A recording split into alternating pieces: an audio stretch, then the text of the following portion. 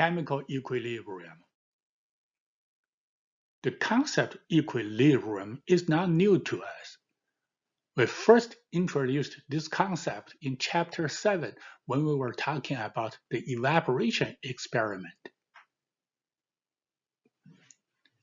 In that experiment, when the evaporation and the condensation are happening at an equal rate, we say the system has reached an equilibrium.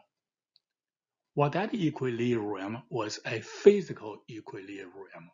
The equilibrium we're going to talk about today is a chemical equilibrium, which is talking about the reversible reactions.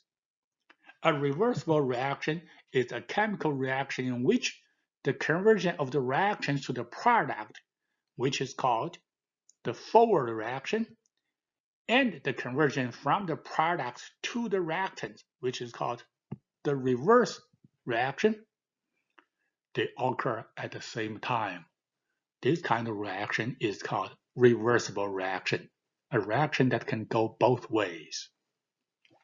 Well, theoretically, all reactions are reversible.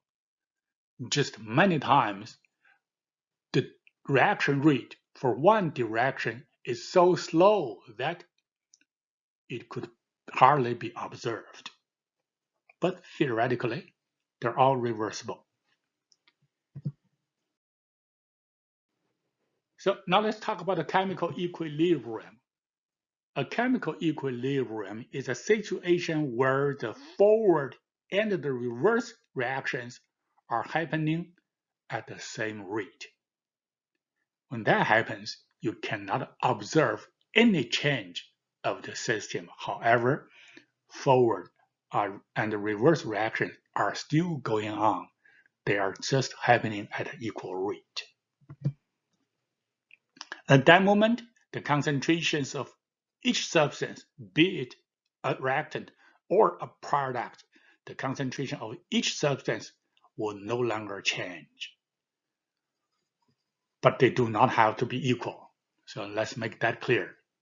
The concentration of each substance stays constant at that moment, after that moment, but they may at different concentrations.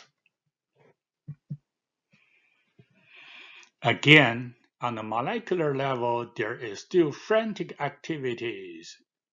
Equilibrium is not static, it is dynamic. Dynamic means there are still processes that are going on. They're just happening at an equal rate.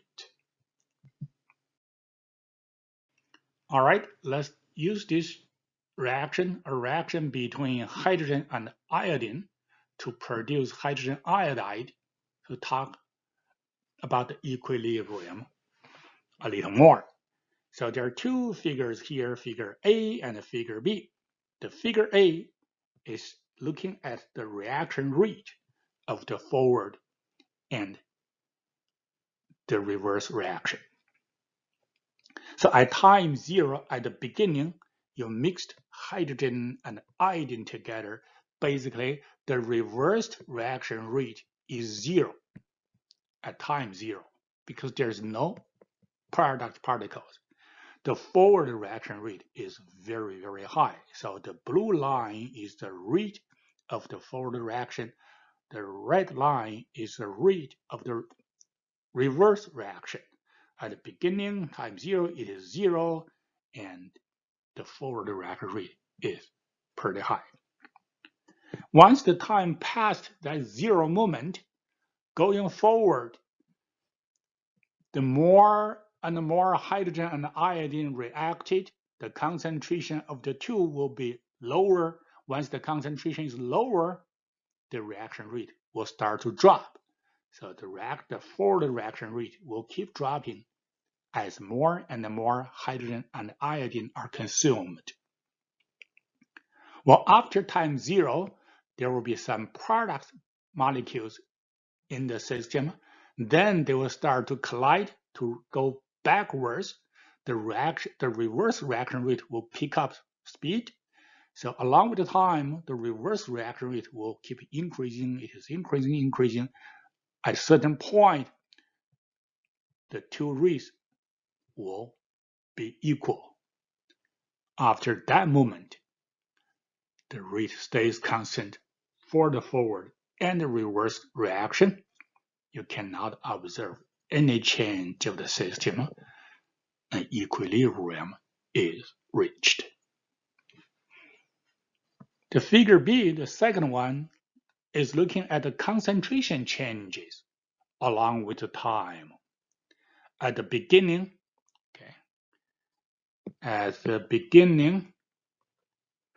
the concentration of the product is 0 again. So now the blue line is the concentration of the hydrogen iodide.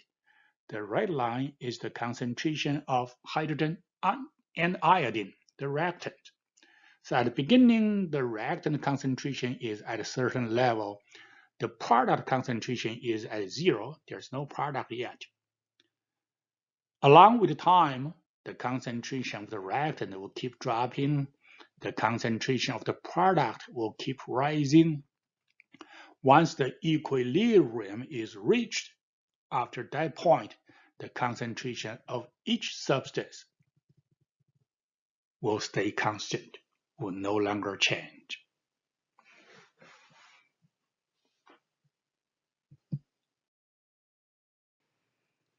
That is a chemical equilibrium when the forward and reverse reactions are happening at an equal rate. So let's look at this concept check question. Which of the following statements is correct for a system at a chemical equilibrium?